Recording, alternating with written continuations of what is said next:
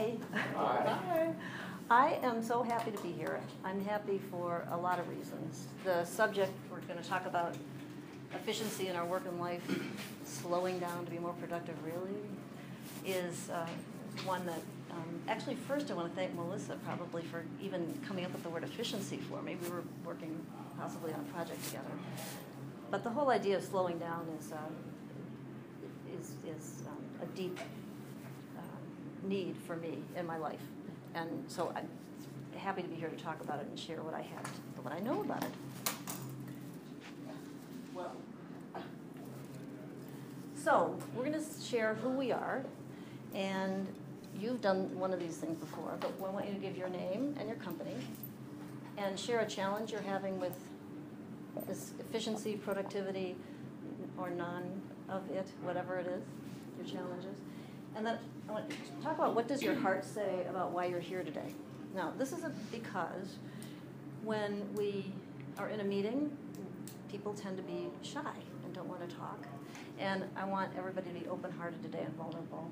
And who's taken Latin? Anybody taken? I took it in high school. I was just going to say in high school.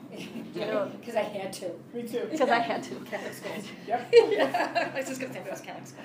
Do you know what the word core, the first part of courage, means? Like your heart. So Brene Brown, I brought some of my books that were on the reading list, suggested reading list. I didn't bring them all because I didn't think I wanted to carry them all in place. And you can't really look at them because you can see that I've read them a number of times. But Dr. Brene Brown has done TED Talks. I don't know if you've seen her viral TED Talks, and written Daring Greatly and The Gifts of Imperfections. And she says that courage, what it really means is to speak one's mind by telling all one's heart. And that's, she researches shame and vulnerability. So today, we're going to all open our hearts and be vulnerable and share. We're going to be sharing a lot of interesting things today.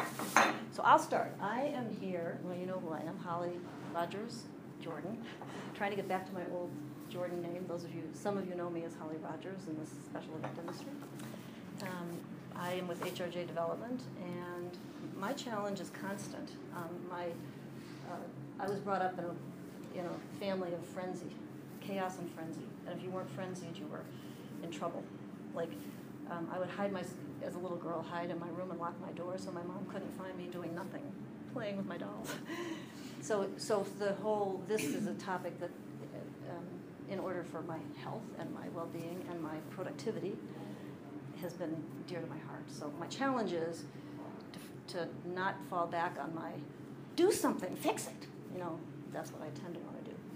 And I'm here, my heart says, because the subject is near and dear to my heart, and I find that I have studied this, and I have a lot of information to share, and that's great. And I always learn from all of you, so I'm here to give and to receive. That's what my heart says. So, Doug. Hi, my name is Doug Froman, and my company, I have a couple companies. My main company is called Inspiration Arts. I'm a professional artist, and share a challenge. I'm also newly coming into the world as a professional speaker. So I'm in the midst of a course that I'm taking that's about, well, I know about presentation skills from being in sales, but this is about actually being a professional speaker.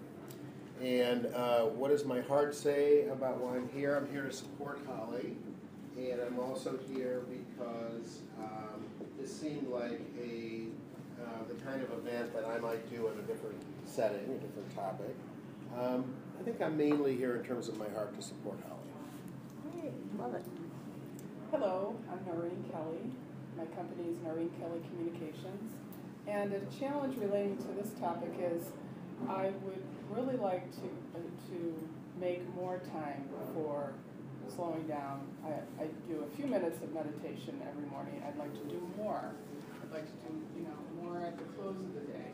It's like, stuff gets in the way, right, in our busy lives. And relating to that, what does my heart say about why I'm here? I really resonated with the topic because we're all, crazy busy. And it's almost like you feel like it's out of control, this world. It's like a chaotic world of addicted to our gadgets, and how can you turn off and tune out? And so I'm glad I'm here. Steve? My name's Steve Biasat. I'm Chicago Live Music is my company, and I guess one of my biggest challenges that Holly knows all about is that being accountable to pretty much only myself as a business owner, and my time. My time is kind of always scattered. Like I just kind of do this when I need to do it, this when I need to do it, rather than having a very structured, timeline of how my day is going to work. What does my heart say? Why I'm here? I'm one of I guess I'm a coaching client of Holly, and the subject material sounded something that met with my needs. Great. Hi everyone, my name is Steve Ball. I'm Associate Vice President for Development at the Chicago Botanic Garden.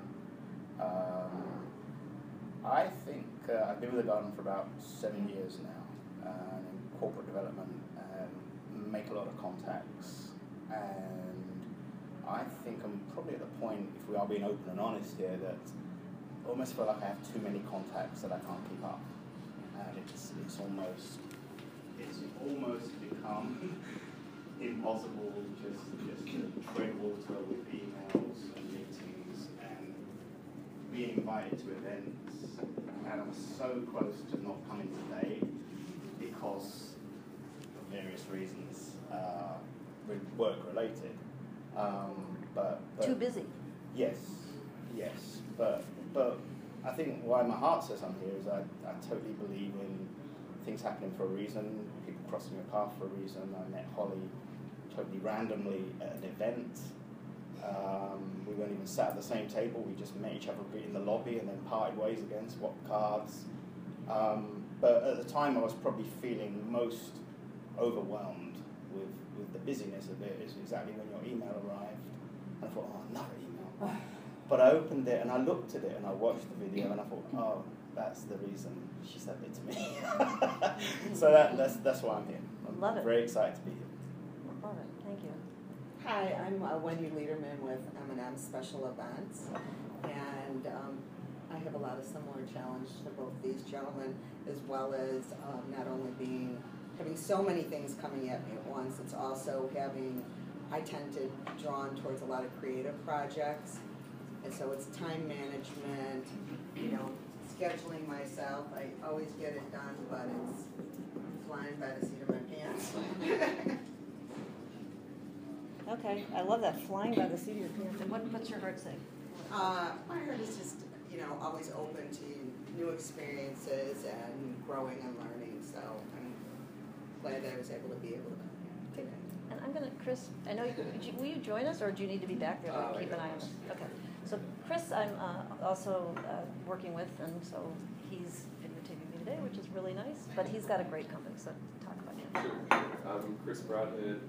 I co-founded Social Media. We're a social media and digital content company. We basically just make your social channels filled with your target market, and then put down high engaging content that they want to see, and then comment, share, and enjoy seeing in their newsfeed.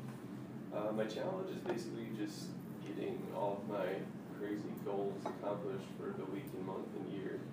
Because I set my sights pretty high, and I'm always jumping at new creative projects, much like you. People just pitch me with something, I'm like, that sounds awesome. It's my business partner, Michael. Hey. Do you want to sit around and join us? Okay. What does my heart say? It just says awesome things await in the future. Just keep working hard towards them. Good. And I'm going to have you in a minute, but you haven't heard what we're doing, so Michelle. I'm Michelle Castillo with 360 Destination Group. We're a corporate events management firm here in the city.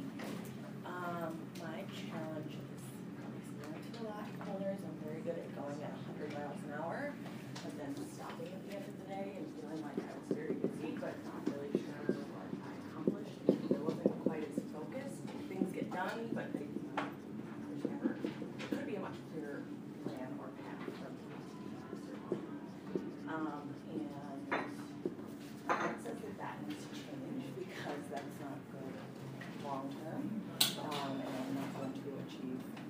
goals and less, I'm more focused about my intentions, my actions, and what I'm doing, and I need to stop plowing through life.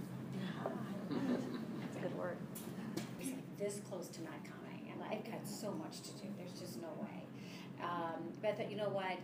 This is part of being more efficient and being more effective. And if you stop going to things and sitting at my desk and responding to emails and phone calls, you're never going to go anywhere.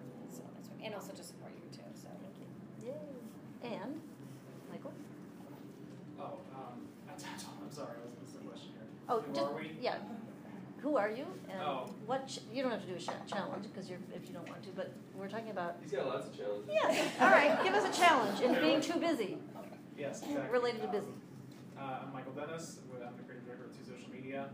Really, our goal is to create new and original content and basically tell a story for our clients and get that story out to the world to show your potential customers and current customers who you are in a unique and awesome way, because every business is unique. Every business has something special to bring to the table. It's our job to differentiate that. The challenges, I'm doing 85 different things at once as a co-owner of this business. And my heart says that we're on the right path, and eventually we're going to get a couple of big breaks going on. Okay. Good. Well, these are all the challenges that we all have. I mean, I think everybody could have every one of these. It's time management, going 100 miles an hour, ending the day not knowing what was accomplished, trying to keep up with the social media and the emails, wanting to be less scattered. So we're going to talk about all that, wanting more time for slowing down, meditation. Yeah, so this is perfect time. Okay. So today we're going to talk about what is efficiency.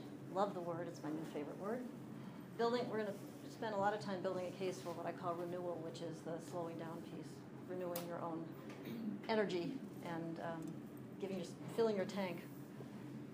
We're going to do an exercise that helps you come up with your own values, talents, and how to take care of yourself. It's all personal, what you do. That'll be a fun one. You'll like it. We're going to talk about 5 things to do for 21 days to help you. Actually, they say there's this magic number of 21 days, and I just heard it yesterday at a meeting again, that if you do something consistently for 21 days, it becomes more habit. So, technology, and then we're going to get into some of the, this is the soft stuff, or what somebody could say is the soft stuff. We're going to talk a little bit about technology and organization and share ideas on how to be more organized through technology. Meetings, how many go to too many meetings? Like everybody's at meetings or whatever, right? So efficiency in meetings, thinking about what you're having it for and who's there and who needs to be there and all that. And then the last thing is we're going to collaborate, talk about what collaboration means versus any other word that you might think of. And that'll be our wrap up. So you're going to answer some questions I have that together that will do the summary. So I won't have to do it. So that's great. That's very efficient. Is it? There you go. I can be quiet for a minute. It's very efficient. So what is efficiency? I looked it up in Wiki. Love this. Efficiency in general describes the extent to which time, effort, or cost is well used for the intended task or purpose. It's often used with the specific purpose of relaying the capability of a specific application of effort to produce a specific outcome effectively with a minimum amount or quantity of waste, expense, or unnecessary effort. Isn't that what we're here all talking about? Like versus wasting energy, extra effort, and expense. So that was it. Productivity, everybody talks about it, but I'm thinking this is a way better word. I like this a lot better. So that's what we're going to be talking about today.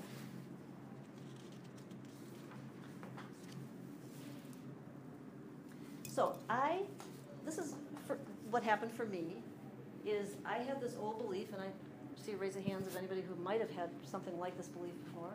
We need to work harder to be successful, and then we'll be happy. So there's something about, happy comes after success and working hard. Did anybody else grow up that way? Okay, so good, even you guys, young guys, I love it. The new belief we're leaving today with, and we're going to talk about how hard it is to change our beliefs, but here it is. We are actually, and the science is going to back this, so we're going to talk about the science behind it, which is that we're happier and more successful when we focus on feeling positive in the present moment, allowing us to increase our efficiency through taking inspired actions So it kind of relates to what you said. You know, I'll plow through those emails. Well, everybody sort of said it. I'm going to just do 5 more emails. I'll make 3 more phone calls. I'm exhausted. I'm not sure I'm doing them right, but I'm going to do it. As opposed to inspired actions that actually accomplish the project more efficiently and better results, produce better results. So our new belief, we're happier and more successful when we focus on feeling positive in the present moment, allowing us to increase efficiency through taking inspired actions. So we're going to spend time on building a case for renewal. This is what I call building a case for renewal. I ran across an article that talked about the word busyness versus business. And that actually busyness, which in my mind I put being busy, that's not what the article said, but was tied into the word business. Isn't that interesting? But it's an obsolete precursor to the word business, he says. So that's good. That means that busyness doesn't need to be part of our business anymore, personal or professional business. Business suggests a pursuit of purposeful activity, while busyness denotes much ado about nothing. So we're going to be shifting our thoughts from busyness to business, and I think it's business in home and in your life and in work, both places.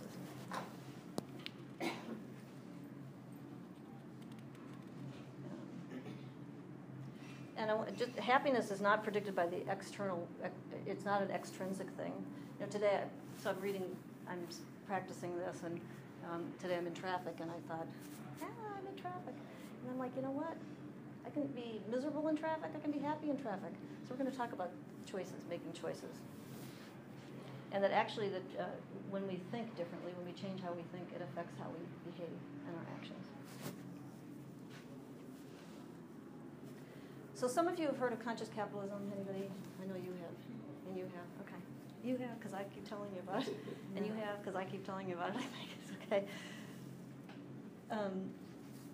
Conscious capitalism is, well, I brought this along, and I'm not pushing conscious capitalism. I'm pushing it because there is a movement and a consciousness now about running businesses that are not busynesses, but businesses.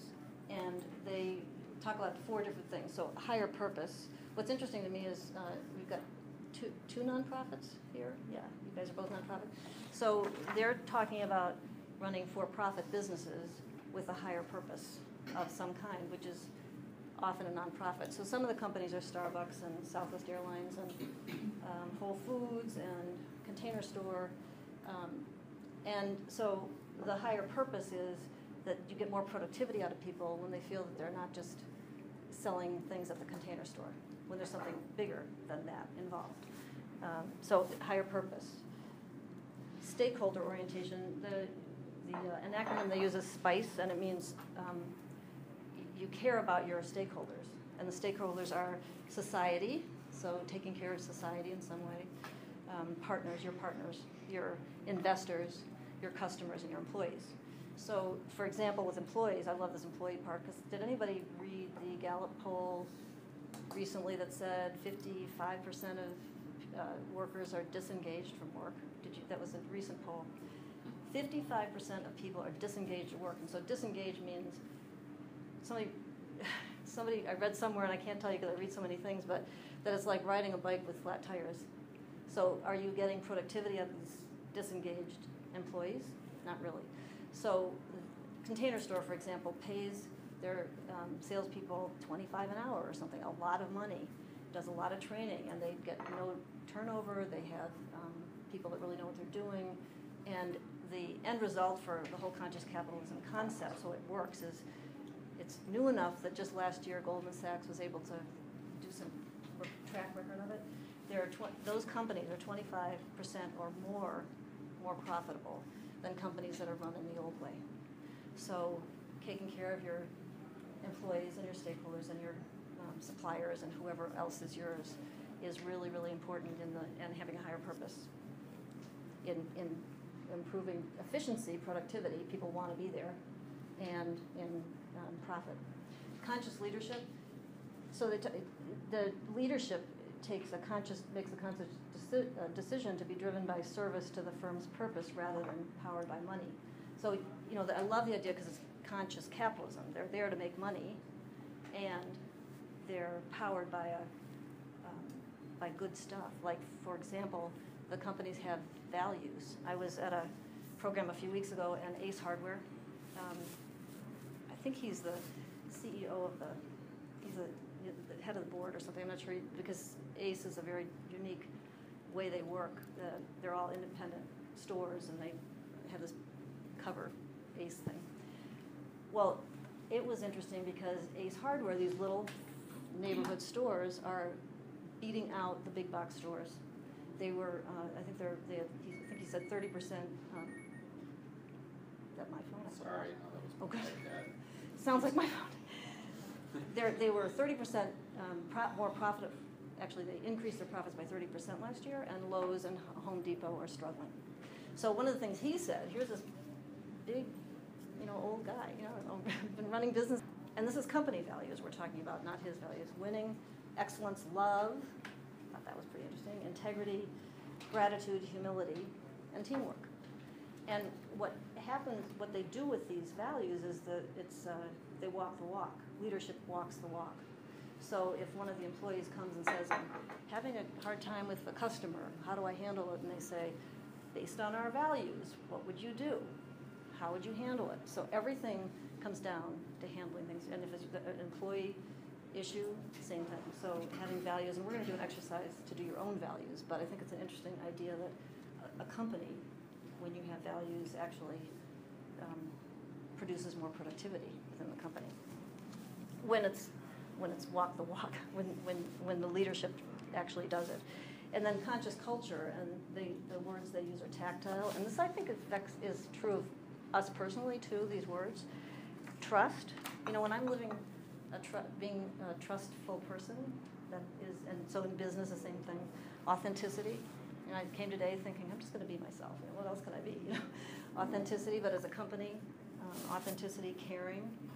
Imagine companies, these Southwest Airlines, these big companies actually saying they care.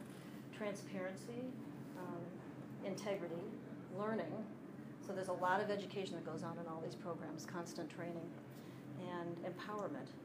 And that empowerment comes, and I've talked to 6 or 7 business owners that have these values, and it comes down to the empowerment of saying, you know as well as I do how to handle the situation if you follow our values.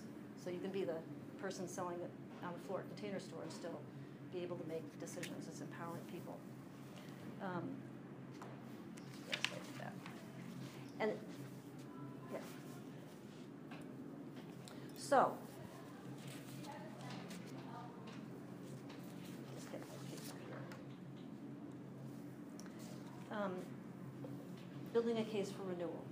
This is the piece that's the scientific piece that has blown me away as I've been reading about it. Again, I think some of you have heard of the concept of emotional intelligence. It's a big idea out there. Emotional intelligence, I luckily, gratefully know somebody who's a professor at Kellogg School of Business who teaches emotional intelligence. You know him. And I mean, so there are courses now in the MBA programs about emotional intelligence.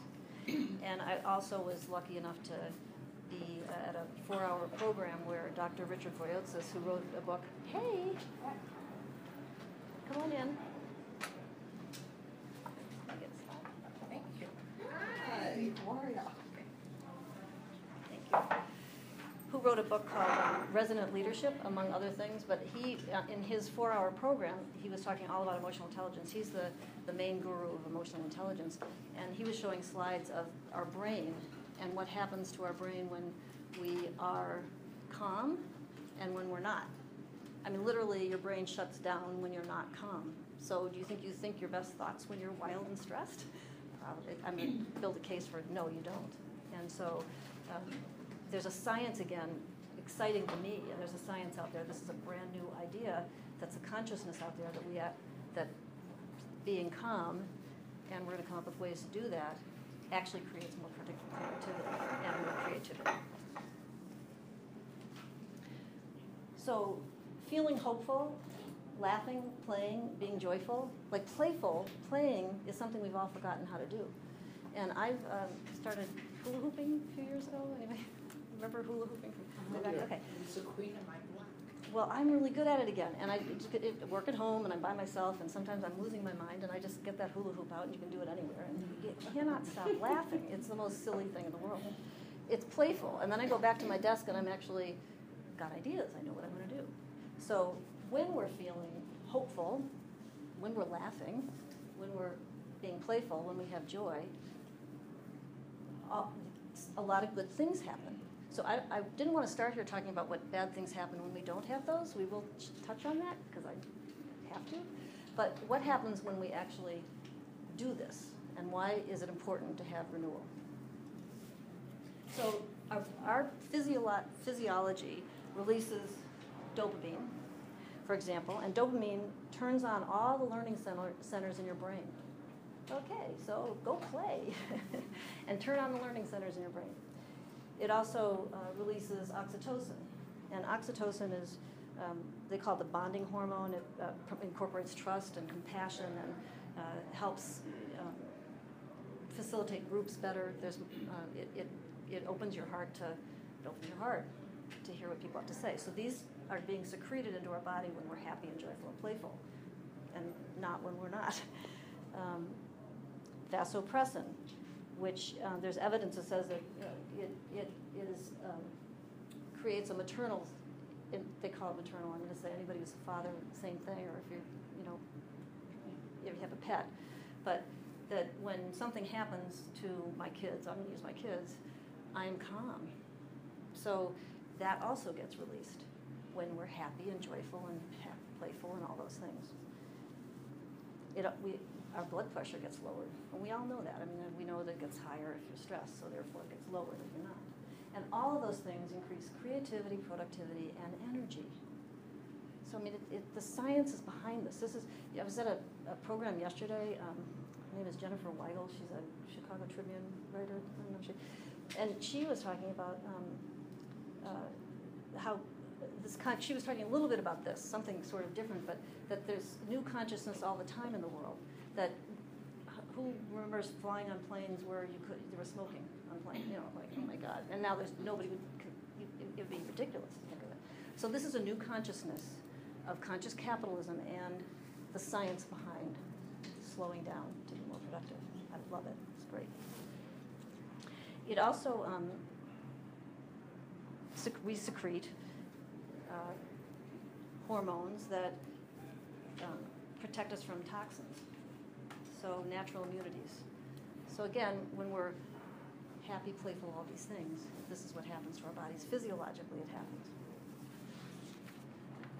And so in that one that I sent, the email that I sent, and I think you opened it up, Amy Cuddy was who I was talking about, the TED Talk with Amy Cuddy. And she is works at Harvard, I think. She studies, we all know about body language with yourself, with other people, how I read your body language. She talks about our own personal body language.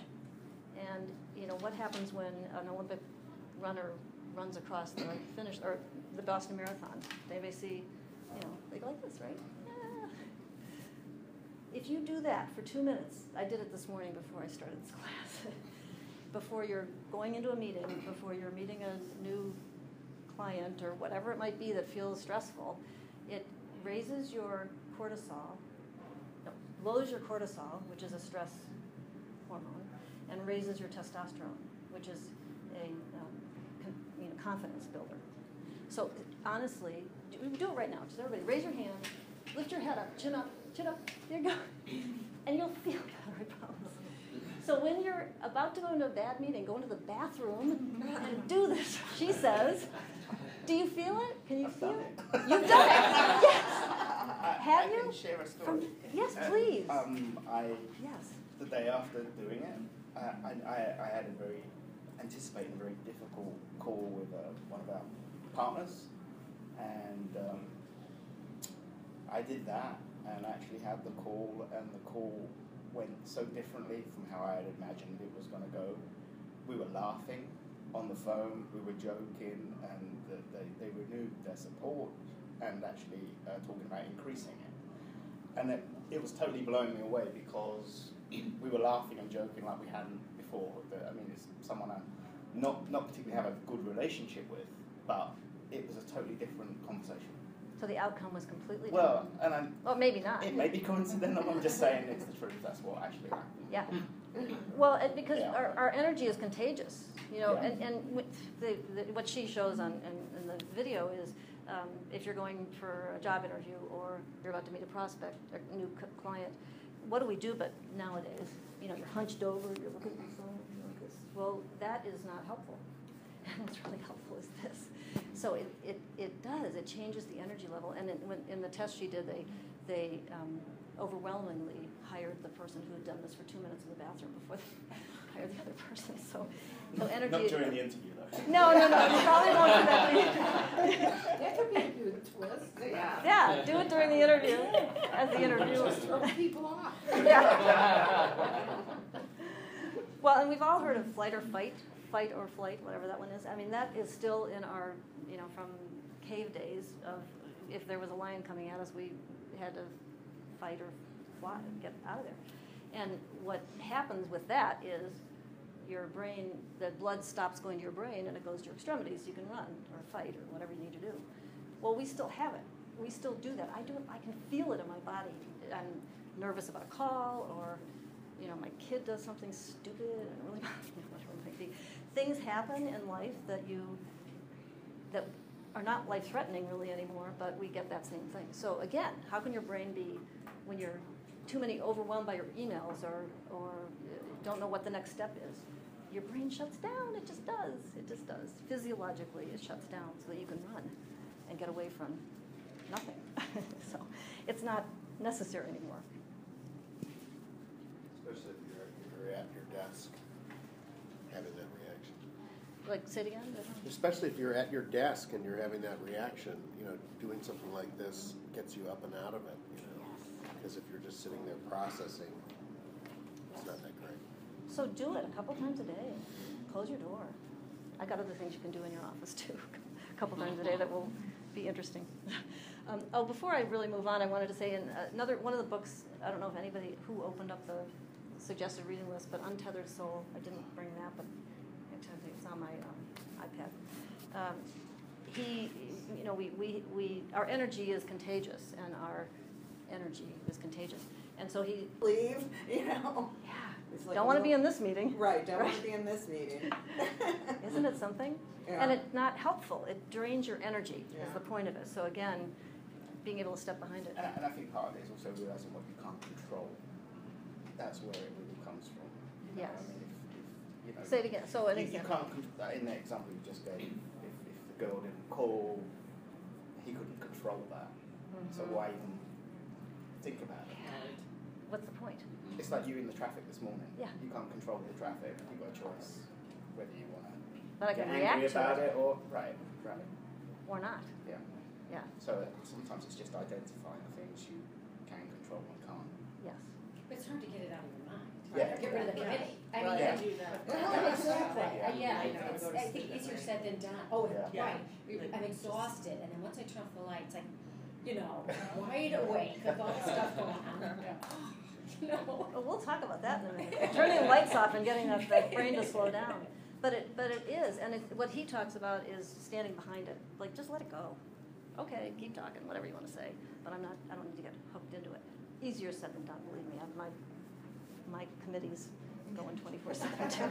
They just But- go How many thousands of thoughts do we have a second, or? it's 60,000 or mind-boggling. something. Yeah, it is. You're right. But what you're talking about, I think, is kind of a device, like you talked about a committee. So you sort of framed that and said, okay, it's not just me and these thoughts. You have a technique or a device or a place to go with it that I think gives you space. So however you can frame it to give you space from it. I mean, Yeah, and everybody has different ways, but I think having a device, like if you say I'm going to be going to sleep, it's like, okay, this is the time when I'm really not able to do a lot about stuff, even though because I'm asleep. So, you know, that becomes then, okay, that maybe somebody closes a door, or you have a device or a technique or something that you do to like give you some space from that. Like Right. you said, that person said you'd never want to meet with those people, you know. Right. Shut the door. I actually, this little committee that's in my head, it sounds a little crazy. I actually say to him when I want to try to finally just chill and relax, I'm like, there anything else you need to say? And now is your time to say it. And now we're closing the boardroom. And it's So just, you have framed it in a way. yeah, and it allows me, doesn't always work, Right. but it does help a lot. That's great. Yeah. Yeah, I think any kind of framework, whether it's shutting the door, whatever, standing behind it, whatever it is, that can get that to stop. So now, sorry, I moved on to one. What if we don't do all those things we just said? Our blood pressure goes up. Our natural hormones that protect us from toxins goes down, and we get sick. We can't think straight. We're not creative. Our brain shuts down. Our creative side totally shuts down. I mean, you're in music and creative stuff, right? I mean, well, I guess we all are in a way, but wow, you know. So it's in resonant leadership. Dr. Boyosis talks about a resonant leader versus a dissonant leader, and I like to use the term sure in business is the same thing, but we're leaders of our own lives and our own selves and our people that are around us. So when we're resonant, we're stopping and pausing and doing all those things that can give us a breath from whatever it is. And when we're not, then we affect everybody around us. This woman yesterday, and I wrote it down here somewhere, she said, have you ever noticed how when you're at a grocery store, for example, you're in line and suddenly your energy and you feel like pissy, like you're mad? And she said now she's noticing that she picks up the sludge, I love this word, from the people around. So she puts a protective coating around herself. I thought that was really cool. Because we're picking up energy from each other too, and it can just, in a second, bring you down or up. Bring you up or down, up. And so which energy, we'll talk about that in a minute, but do you want to bring into the world, into your workplace, into your home, into your life? Talk about it now. What fragrance will you choose? This is my favorite thing. Everybody use perfume here. You guys use cologne, maybe, right? You guys use cologne? No, that's all right. You got a fragrance. We've all got our own fragrance we bring. Consciously think about what fragrance you're bringing to the world today. Now, again, do I want to be, one of the ones I use a lot, so I guess you could say the mantra or something, is that I will be confident, calm, and joyful in every situation today. And it really helps when I go in with that fragrance in mind. So what fragrance are you going to choose to bring in today? I'm mad, and we're all going to fall into the other side. Nobody's going to get that. We're human, so this is going to go both ways. It's an awareness that I have a choice to make here, which way I want to come into the world. So positive results start with self-awareness. Actually identifying your feelings and the influence your thoughts have on your chosen outcomes, your actions. And the outcome of having self-awareness is self-confidence, clear and strategic thinking, and receptivity that builds rapport. Choice. It's the ability to consciously choose purposeful action, to pause, be quiet, and think before you choose your action, to call on the committee to step back for a second, to close the door, whatever it is, in order to stop. And the outcome of that is centered actions, inspired actions, and more efficiency. You're choosing the way you're going to react. Influence is the ability to inspire others and positively influence their mental and emotional stress. So the outcome of that is collaboration. This is from Jeff Klein's Good Business Consciousness, or he's the conscious capitalist guy. Visionary leadership increases conflict management ability when you have, when you inspire other people, and increases change management ability. So that's good in work and home. We all want to we inspire people all the time, home and at work. And the last one is congruent communication, which is the ability to integrate one's own emotions to communicate transparently and authentically. So we're going to do an exercise in a little bit about your values and your talents and what makes you feel good. But when you live your values and you are doing your talents, your natural talents, and you take care of yourself, you're happy and you're productive. So it's like this shift of make a decision, do something, fix it. That's my natural go-to. And instead, really what works, and when I can do it, it's absolutely miraculous, is to slow down and not do that. So, and that builds, the outcomes of that is credibility, trustworthiness, positive influence, and rapport.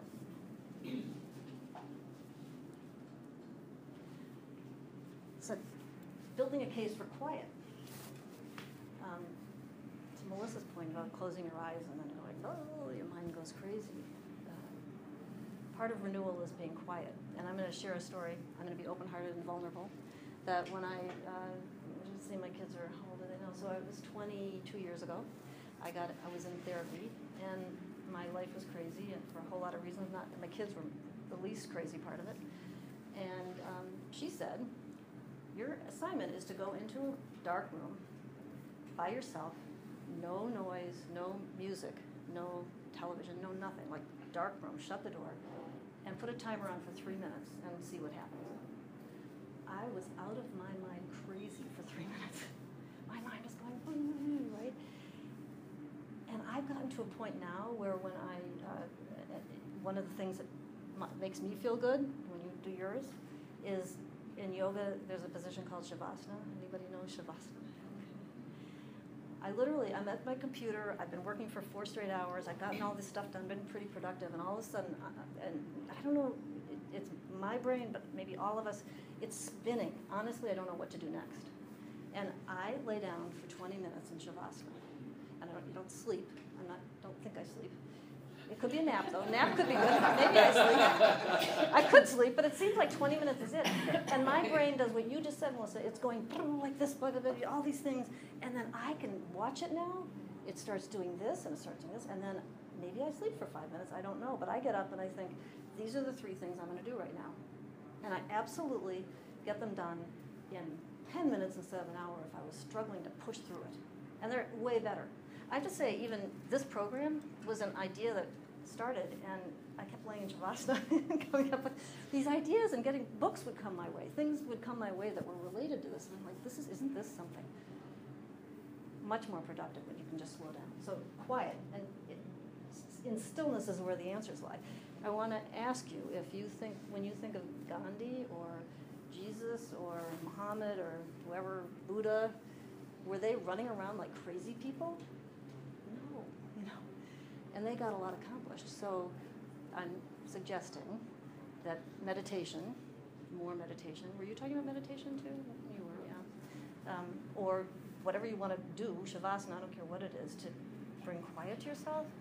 Close your door in your office. I'm kidding you not, Bring quiet, because it's in stillness where the answers lie. There's this book, one of my favorite books in the world. Okay, it's on your suggested reading list. She says, I'm going to read it. If you've got too much to do, take a nap. Just a 10-minute nap. As ludicrous as it seems, dropping off the edge of consciousness is often the best way to steal the extra time you need to meet crushing deadlines, bypasses impossible work schedules, and stops your headaches, and lets you resurface minutes later with a fresh outlook on life. Sleep research shows that below the surface of a peaceful snooze, a complex physiological process is taking place. What looks like inertia is an active internal state teeming with rapidly firing neurons. While we sleep, sophisticated sequences of brain waves transform our bodies into humming power stations that produce intelligence, alertness, and discernment. I'm not making this up, you guys. I'm talking about it's coming from 10 different places, the TED Talks and science and emotional intelligence, that this silence, it sounds so counterintuitive. It sounds crazy.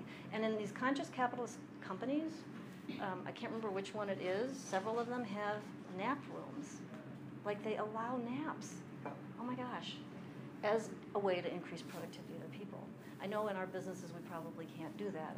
So we've got to come up with ways to make that possible. But I love that. So in stillness is where the answers lie. And renewal, so efficiency, creativity, and productivity and health will happen if you let yourself renew yourself. Now I'm thinking, how about if we take a 10-minute break? Let's just take a 10-minute break, go to the bathroom, get coffee if you want it. Take a nap. Yeah, there you go. Okay, take a nap. Yes. Take a nap. Go in the bathroom and do this. So take a 10-minute nap. Come back at 5 after 11. Gonna rope you back in. I'm glad you're having fun. See, having fun. We'll be more productive now. So, Steve, we were just talking about belly laughing and how we don't.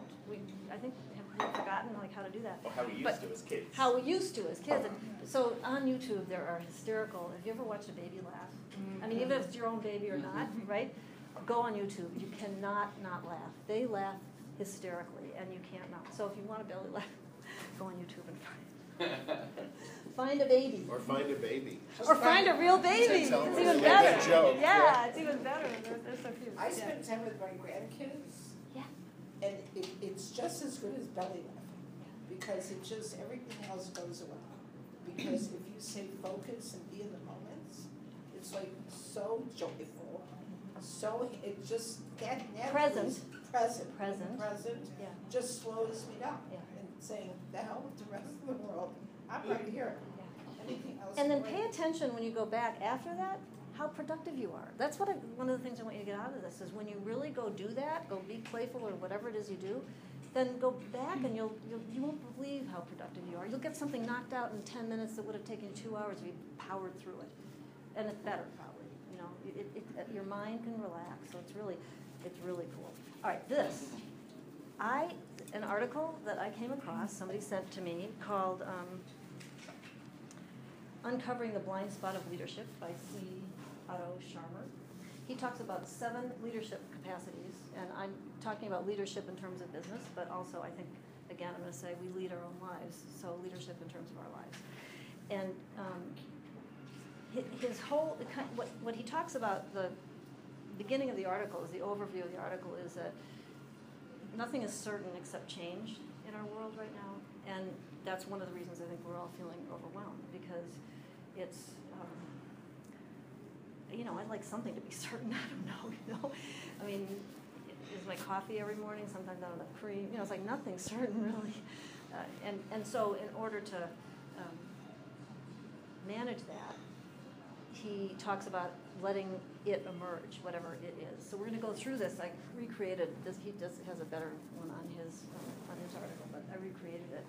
And what he talks about is, in order to deal with the change today, it requires a shift of our mind, our heart, and our will. We have to have openness in all of that. And this bottom one, we're going to talk about it more thoroughly after I get through 1, 2, 3. But presencing, the word is present and sensing. Combination of those 2 words, being present and sensing. And interestingly, yesterday at yoga, and of course probably because I'm doing this class, she says, and I know she has not read this article, although she's pretty well read on these things. She said, when you're be present in this moment for our positions and sense where your body is, because you get injured when you don't. She was talking about injury. If we just put through it in yoga, injuries happen. But when you are present and you sense what's going on and you pay attention and you are kind to yourself, you don't get injured. So I thought, isn't that something that now I heard it yesterday in yoga? All right. So the first step is holding the space. This is the way to change your life. So you start here. This is where we are. And up here is where we all want to be. Number 7, performing. Performing at macro best possible performance. So holding the space is inviting others in, listening to other people. We all need to be connected. We can't live on our own. And start suspending judgment on what people are saying, so that you're holding open heart, open mind, the space to just see what comes. We tend to, somebody says, Holly, you should do blah, blah, blah, and I go, I'm not going to do that. Immediately my head was, I don't know, maybe I will. So suspending, holding the space open to see what might emerge. It allows future possibilities that can happen that you might not even know. And this can be even on an email you're sending or anything really related to anything. Inviting others in, yeah. And it requires a good deal of intention. I used paper, sorry. I used paper. Isn't that Yeah. good? Yeah. I know. Yes, it is. Very I'm looking for used tactile. paper. If anybody has used paper, I'm putting a vibe out in the world. Okay. I need used paper. Holding the space, suspending judgment, opening your heart and your mind to whatever it is that might be coming out. Observe, and this is sort of that awareness thing.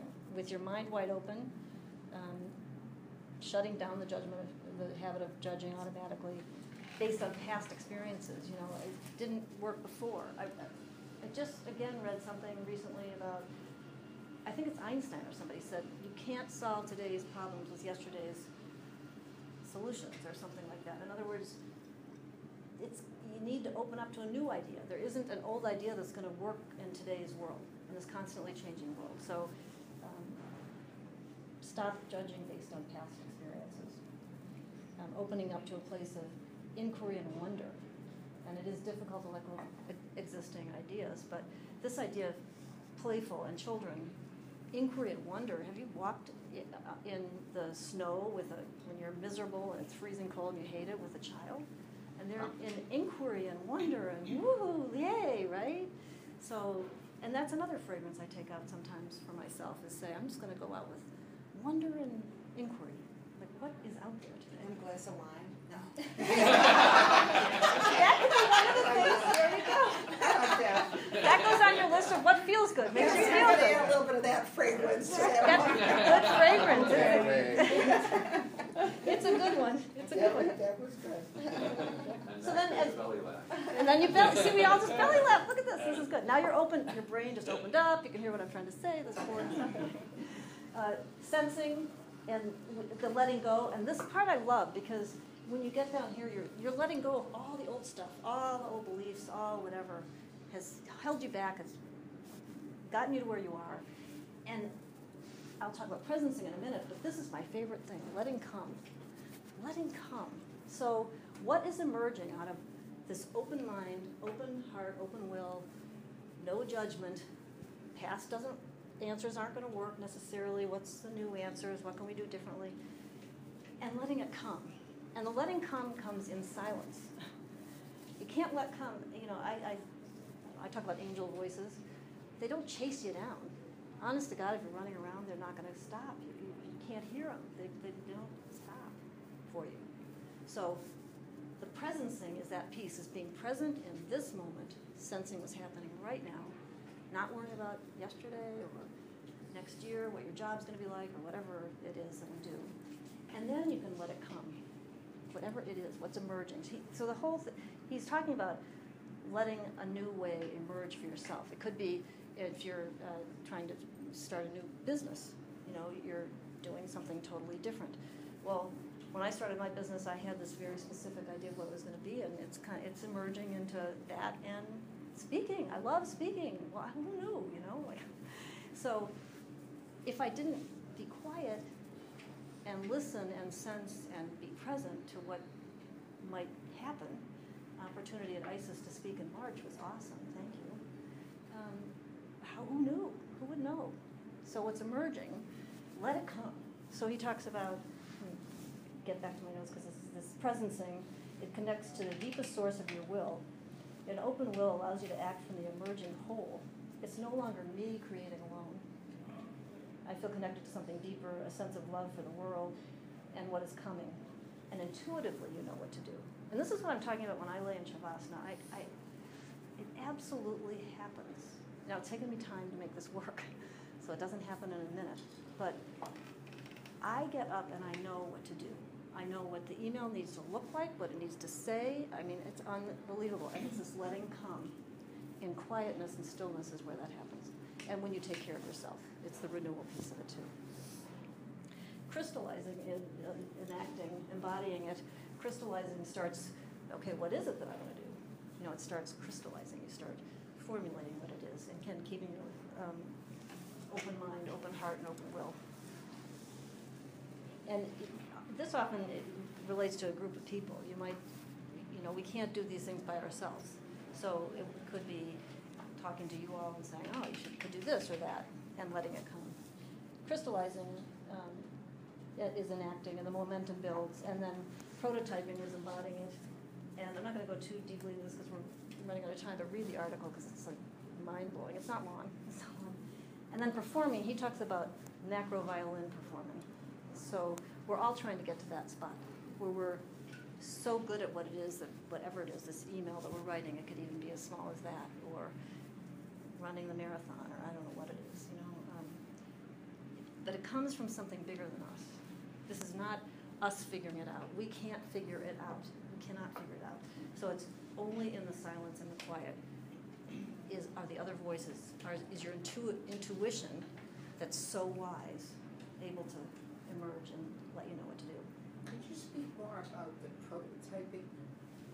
Yes, prototyping is, oh yeah, he says integrating your head, heart, and your hand. He talks about you're an artist, so you can probably relate to this more than, or you're an artist in music, but he talks about sculpting. So when you're, maybe you have an idea of a pot that you want to have it look like, but as you let go and then let come the idea, your hands do the work.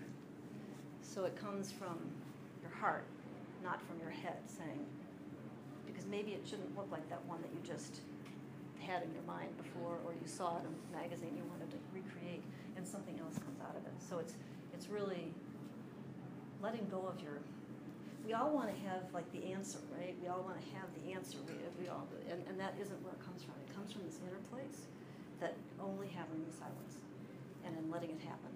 And that's why I say the letting go, letting come, and emerging, letting emerge what happens. This article is, you can click onto it. I suggest reading it. It's really. What's interesting about that is that, you know, we're living in a time now where, especially with all of us, people want an answer, they want it quick. And I've been trying to do this like 24-hour rule.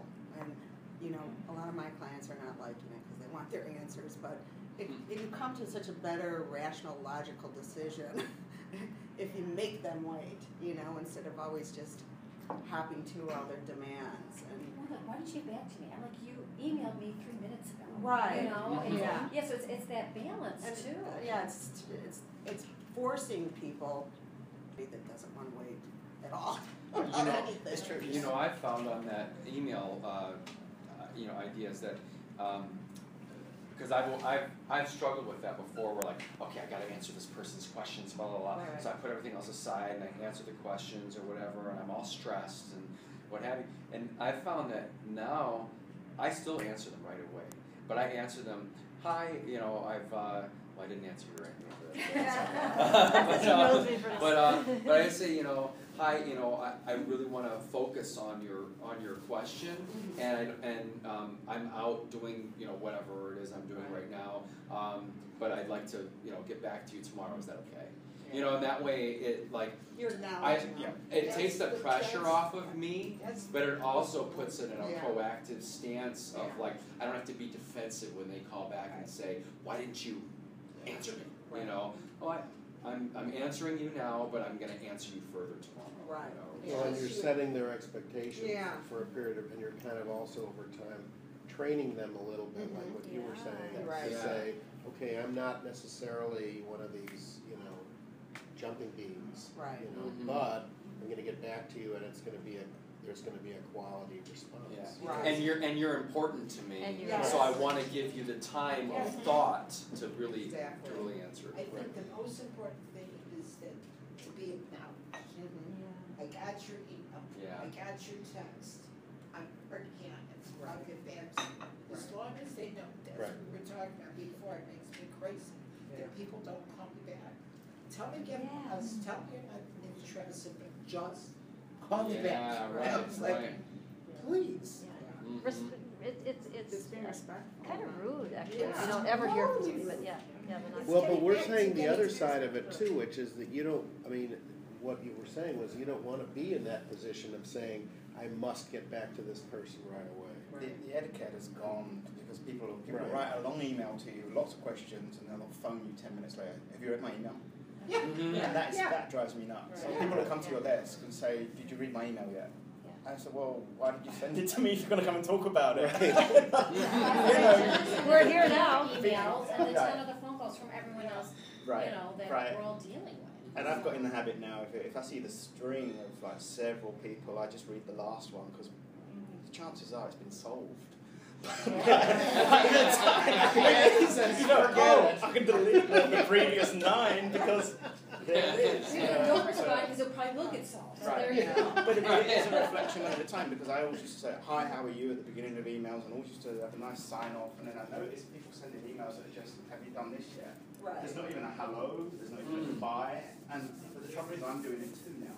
Right. I'm finding myself responding in the same way, you know, it's the text mentality. It's Right. minimal characters almost, and that. Forget about crafting a courteous email.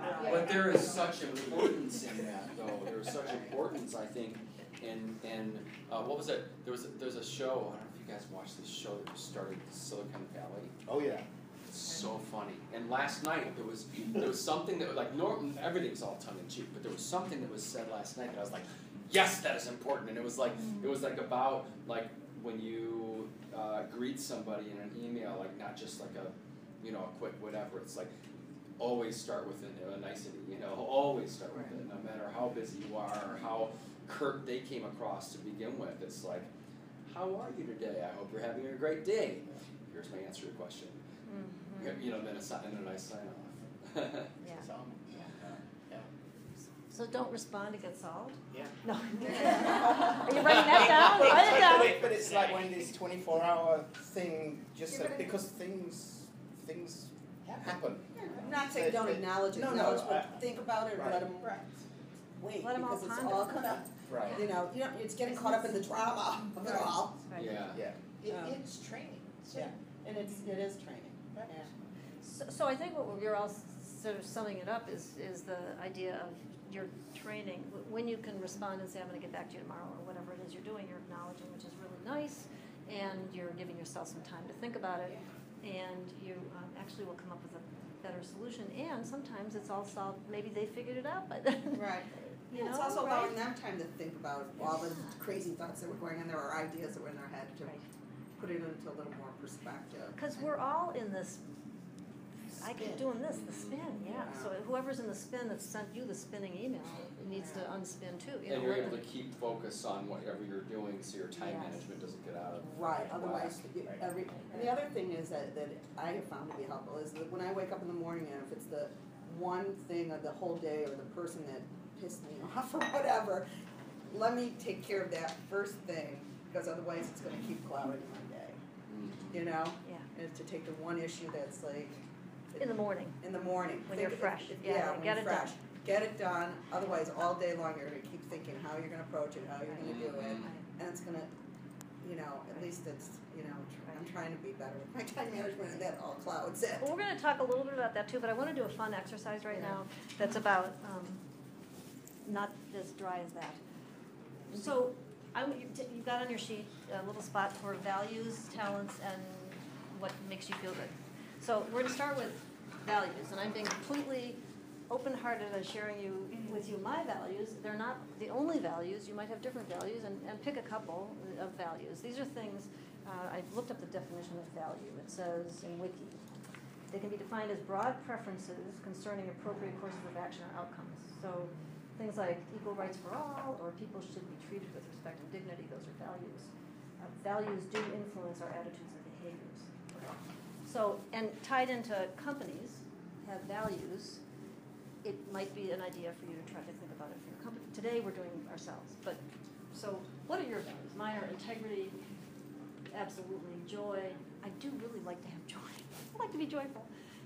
Gratitude. I'm doing a gratitude journal. I have for like maybe 2 years now. Every morning I write down things that I'm grateful for, and it'll be in this 21-day thing. But it's what happens is little things like I happened to be home the other day when working at home, and my son came in. He's 22 and never has time for me, and he was sitting there eating, and I had 20 minutes with him. I'm thinking I could have been off doing something else, but I was there. It's like grateful for that. Okay, so little. I'm not talking about gratitude for big accounts that came in. That's fine too. Mostly it's the little stuff. I saw a tulip yesterday, or it wasn't a daffodil. Woohoo, wow. Okay, that was in my gratitude journal. Appreciation, kindness, courage. Oh my gosh, I'm so big on courage. I get terrified of so many things, but I'm pounding out there. As Brene Brown says in something, she goes, at least you're willing to jump in and get wet.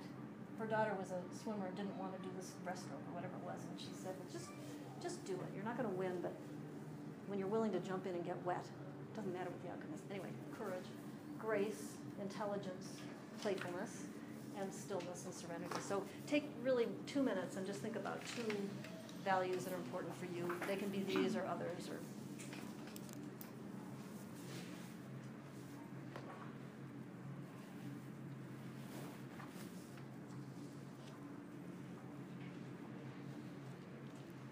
Okay. Commitment, giving 100% to whatever I'm doing. Good. Great. Sincerity. Be real. Honesty. Silliness. Silliness. Yeah. Love it. I might add that. I think I'm stealing that one. Timeliness. Okay. That's your Yeah, it's a good value. No, it's a great value. No, it is. It's really, because it's rude not to be on time, yeah. No, it's good.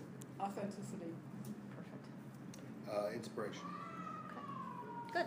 Okay, so this is a real beginning of this, and I'm telling you, I've spent 6 years thinking about this a lot. So I suggest you go back if you'd like to and think about your values more and more, because to me, it's like this. It's your own, not your company, but your own, going back to it all. How do I handle the situation?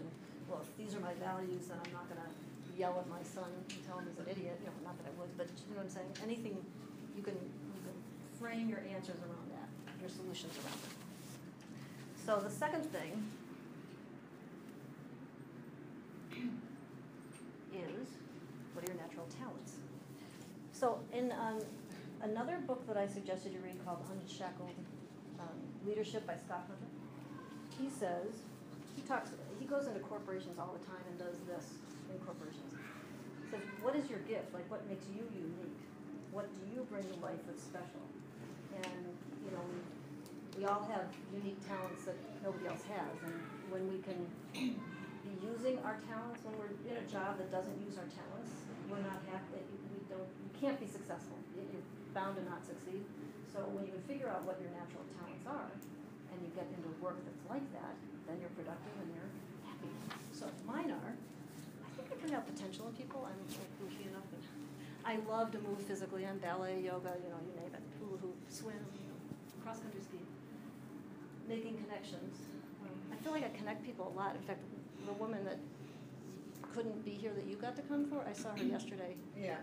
at an event. So I was like, isn't that strange? Yeah, so connecting people. Adding humor, seeing possibilities of what could be out there. I think I'm good at that. Inspiring people.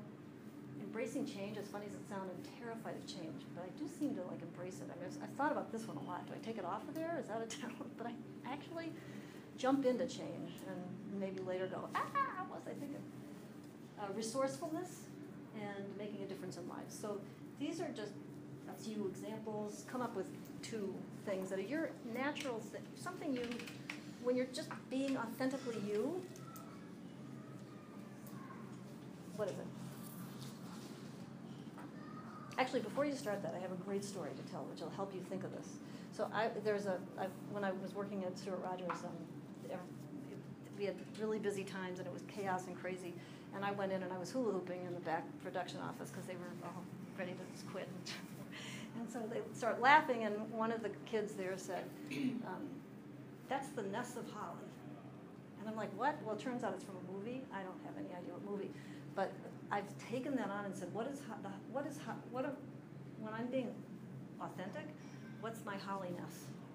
What's my nest of holly? So that's what I'm asking you, to find out your nest of you. When you're just being you, that's it. Okay.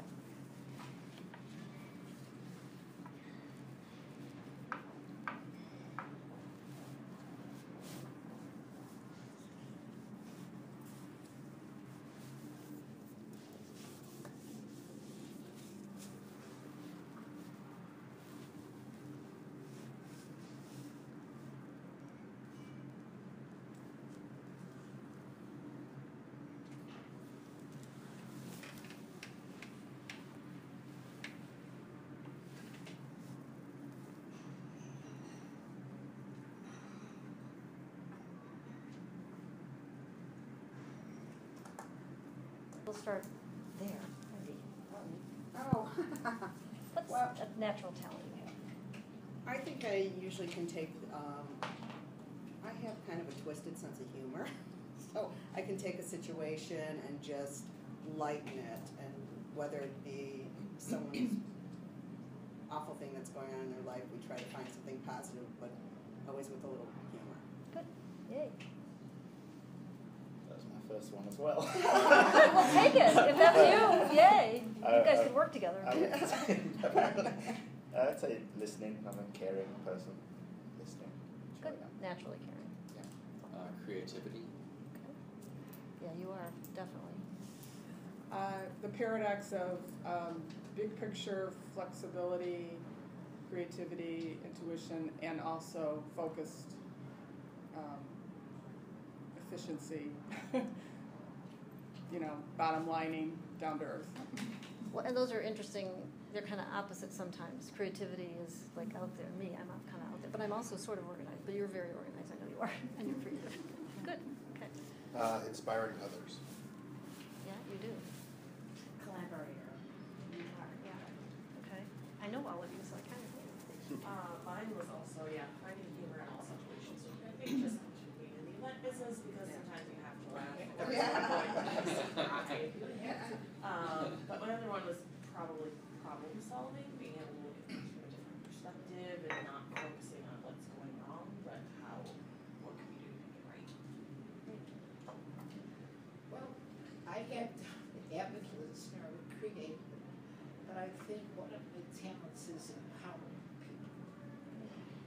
So, feeling good today, but really, I look at mine almost every day, because it reminds me again that I'm even if things are bad or I'm feeling bad or whatever, I have all these cool things I just naturally do. So go do them. The world needs this.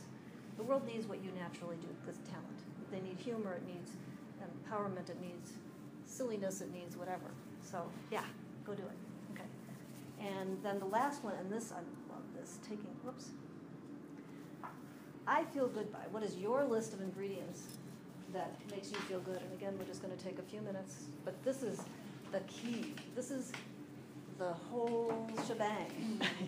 When you can do these things, when you're feeling crazy and you do one of these things, you will find yourself more productive and more.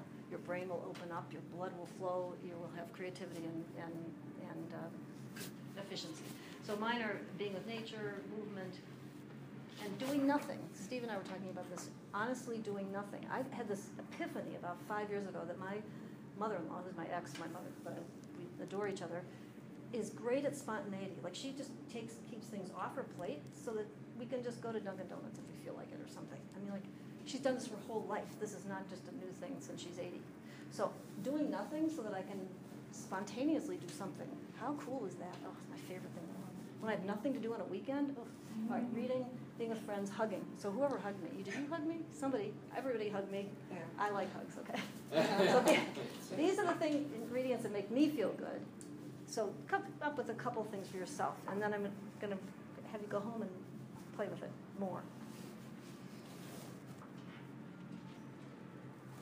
Or walk it. No, lay on the floor. I'm telling you, it feels really good. All right, we don't need to share these. Because this is also an emerging, evolving thing, and when we.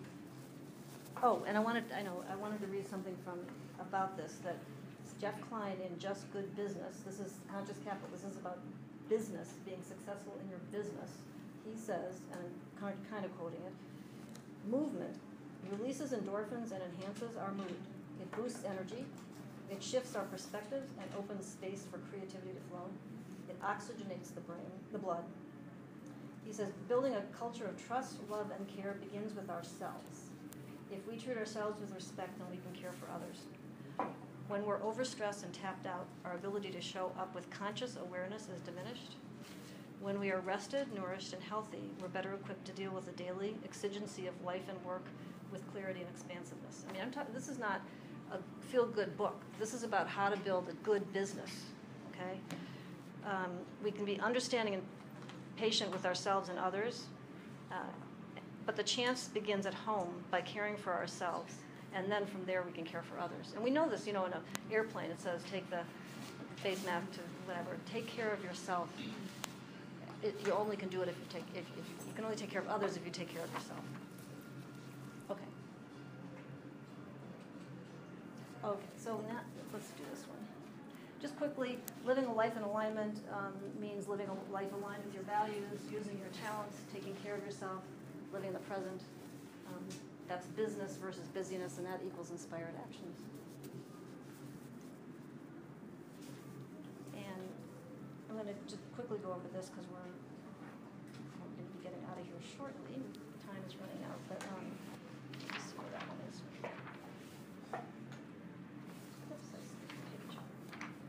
So again, Jeff Klein in Just Good Business says awareness is part of all of these, but embodiment means moving with awareness into action. Connection is engaging with others with the awareness to move together forward. Collaboration is focusing our attention and energy to co-create with others. And integration is recognizing our ongoing emergence, that's that emerging thing, seeing our edges and our own holes, and cultivating new levels of awareness and being. This is good stuff. You like it? Thank you. This is good stuff. I didn't, you know what, thank you. I'm just going to say thank you. Yeah. Thank you. These are 5 things to do to increase, and this is not my 5 things. Sean, I'm a massive TED Talk person. Sean Agan, who's, I can't remember, I think he's studying at Harvard too. They're all, like Harvard's got all these people studying all these interesting things. In his TED Talk, he has said that these are 5 things to do each day for 21 days. Mindfully acknowledge 3 things you're grateful for. Gratitude journal. Nice. Journal about 1 positive experience every day. Exercise your body. Be quiet for 10 minutes, whatever that is, and more if you can. And the random acts of kindness, I just want to, he taught, what he says is things like in the checkout line,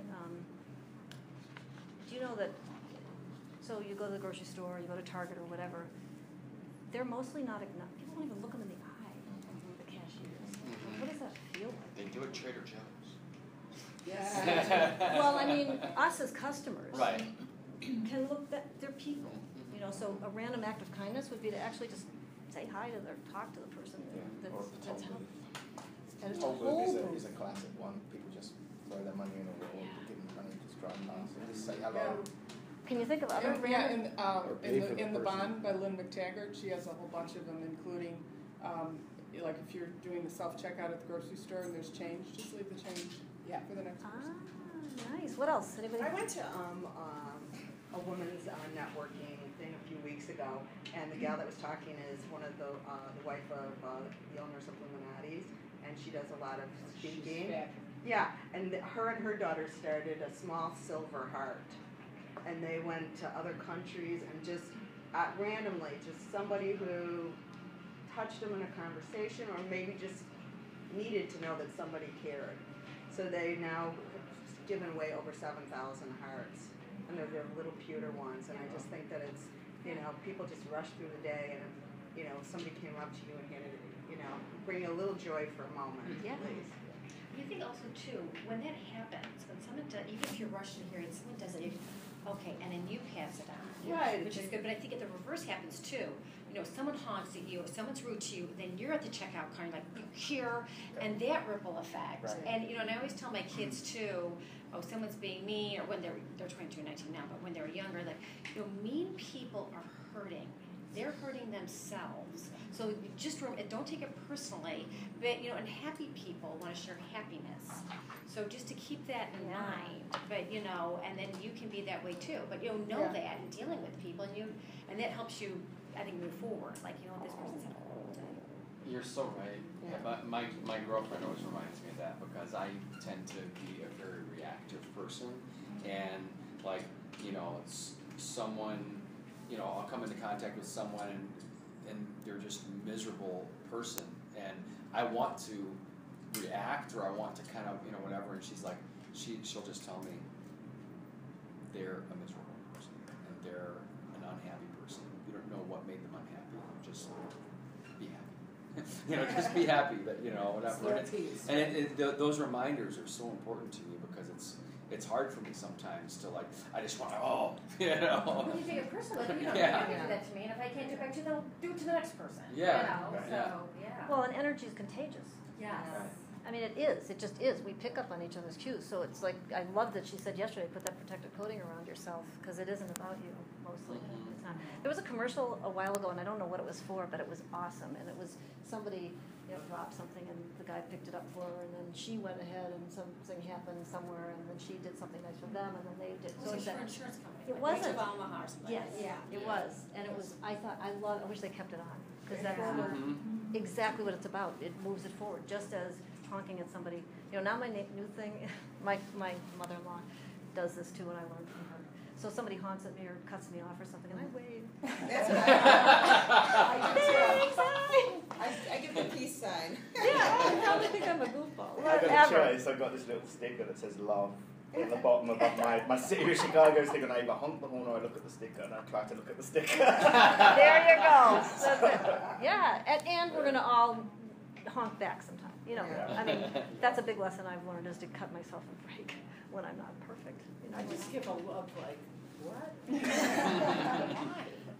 But they're miserable people. Yeah. Oh, good. You I heard a story once, I think Buddha said it, or somebody spiritual, and he said, being angry and acting on that to get back at your enemy is like drinking poison to get back at your enemy. Huh. So, Right. it's just making you upset, not helping anything out. Yeah, it's hurting your productivity and your efficiency, because we get caught up in it. Exactly, it's like drinking poison.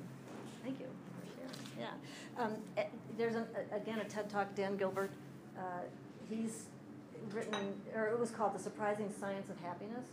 He had a slide up and did the study. And let me ask you this question: would you think a person a year later who would be happier? The person who won $1 million, or the person who became a paraplegic? Who would be happier a year later?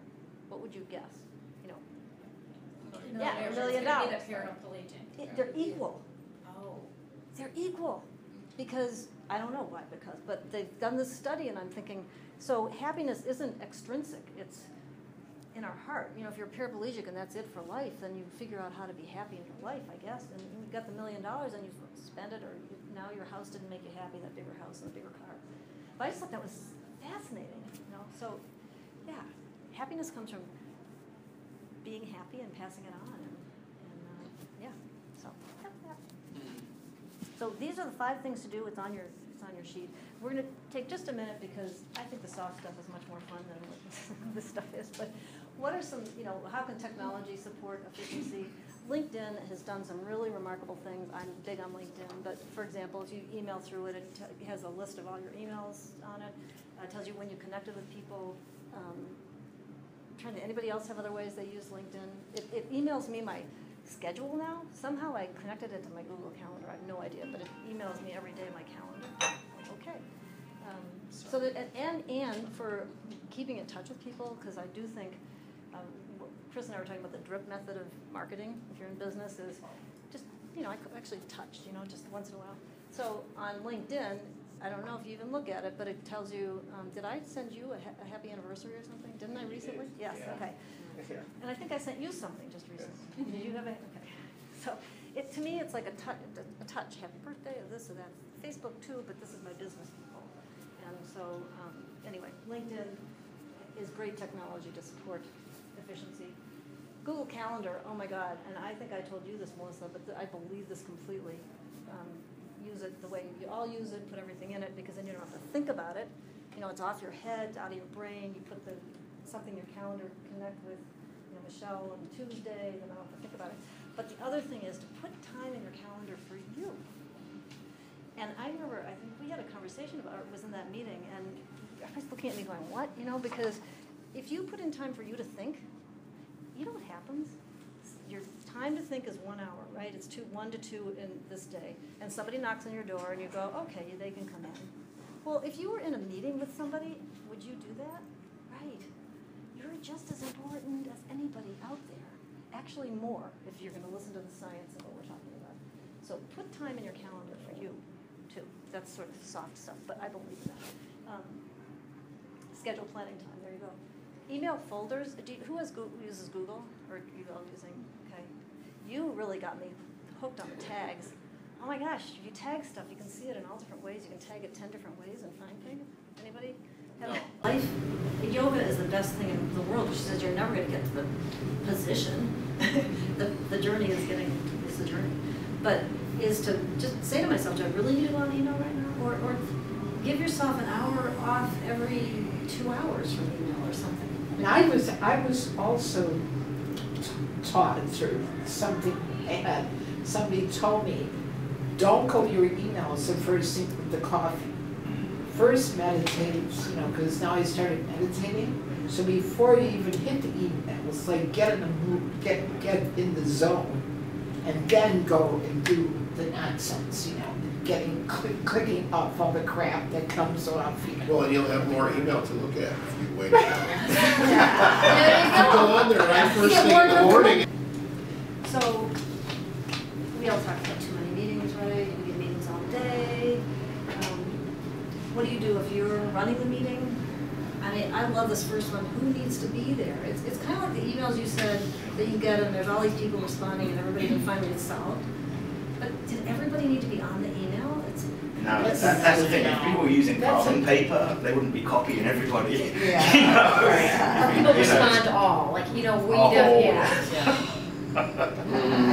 So that's an email thing, and it's the same with meetings. Does everybody need to be in this meeting, or could we have 5 people in the meeting and each person takes it back to their staff, or however you end up doing it, or is that person going to really have an impact on this, or do they even need to know it? I think we're so, I don't know what it is. We want to share some of that. I don't think it's so much sharing, to be quite honest. I think it's feeling like. Is that getting you what you want? Is it efficient to do that? I mean, I don't have the answer. Maybe it's how you want to operate, and that's perfectly fine, whatever you want to do. What I want you to be is aware of what you're doing, first step, and then say, do I want to do this or do I not want to do this? For sure. You know what I mean? And then you choose. There's no right or wrong answer here. You choose. And what happens is as we keep choosing things that aren't as efficient, we get beaten down pretty soon if you try to do that. We change something.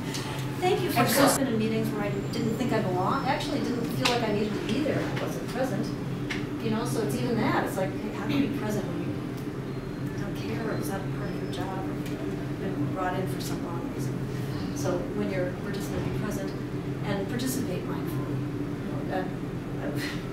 I'll just share a quick story. I was out in Boston for my company that I'm partnered with had a conference for 3 days, and one of the new guys, brand new to this whole thing, there are 150 partners from all over the world. Some have been doing this for 25 years.